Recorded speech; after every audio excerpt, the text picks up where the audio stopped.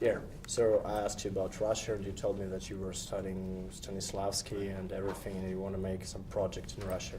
So, in addition with the film, maybe you can make a second part in Russia. Is it a good idea for you? Sure. I don't know if this movie would have a sequel, but some movie that takes place in Russia, yeah, I'd be very interested in that.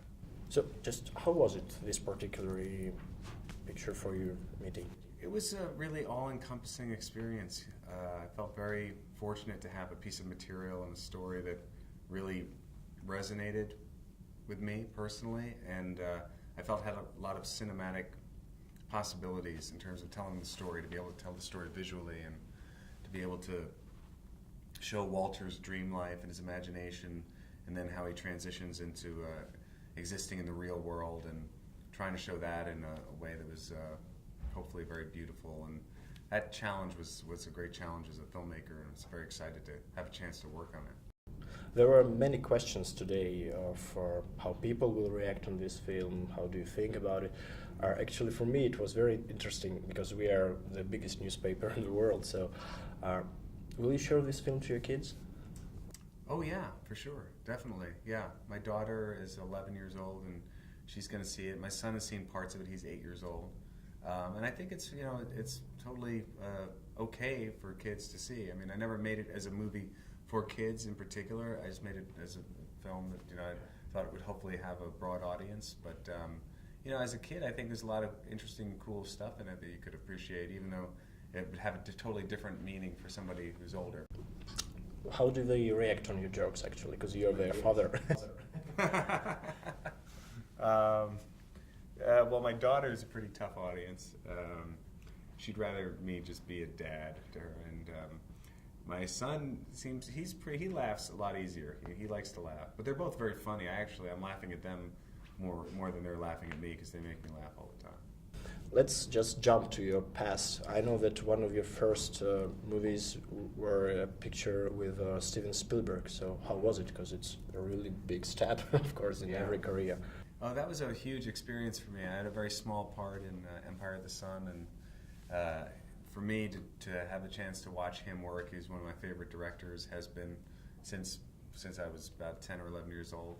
So to have a chance to watch him work and to be a part of what he was doing, and he was very generous as someone to impart knowledge, and if you ask him questions about the filmmaking process, and later on he ended up producing Tropic Thunder at DreamWorks. So I feel very fortunate to have had that experience from back then and have that continuity with him.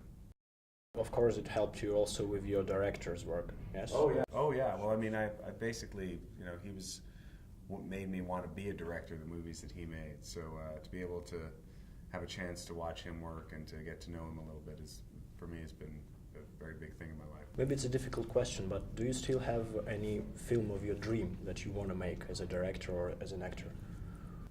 Yeah, there are a lot of movies I hope to make in the future that are different kinds of films, and movies that I'm not in that I'm directing, and historical pieces, and all sorts of different stories and different genres. And I hope I can keep on making movies, for a long time. What do you mean on historical pieces? You do have something particular, or I have a couple of projects that aren't being made yet, but it could possibly be the next thing I direct. I'm not sure, but yeah. What is your favorite part of history? I may ask this. No, I mean, I'm kind of I actually am interested in history sort of across the board, and how it sort of relates to where we're at now, and it's always been something interesting to me. But any period in the last couple hundred years is interesting to me. Great. Yeah. I like biblical epics too. I'm looking forward to seeing Noah, the new one that Russell Crowe's starring in, that Darren Aronofsky directed. I hope it will be great. What is your source of humor? I may say. I'm asking. My source in terms of what I think is funny, or what do you mean? Where do you gain your powers from? Yeah. I don't know. I mean, I feel like humor for me comes out of just connecting with reality and real observations of things that people can identify with, and seeing sort of the common thread that we all have in terms of our human experience, and when you can hit on something that's real and people identify with it, there can be humor in that. It was a funny thing because for several years, after some of your interviews, when you told that you're a little bit crazy, it was a funny thing that people believed it. So what is it about, just? I have to tell you on that. Sometimes in print interviews, the irony doesn't come through. Yeah. Or it was just a joke? I think so. Oh, great. As far as no yellow press for me, so I just kept. I wish I asked you. So, you were in several musical clips. What are your relations with music, actually? I love music, and I love musicians, and that creative process, I think, is just incredible. For me, and music and movies is such an important thing, the way music connects with images and films, and so I've always been a fan, and it's very inspiring to me, music, and many people in the world. It's, to me, the emotion that can come through in music, and it's like nothing else. And when you can use that in a movie and connect with that with images, then that to me is my favorite part of filmmaking, really. I always ask this question final.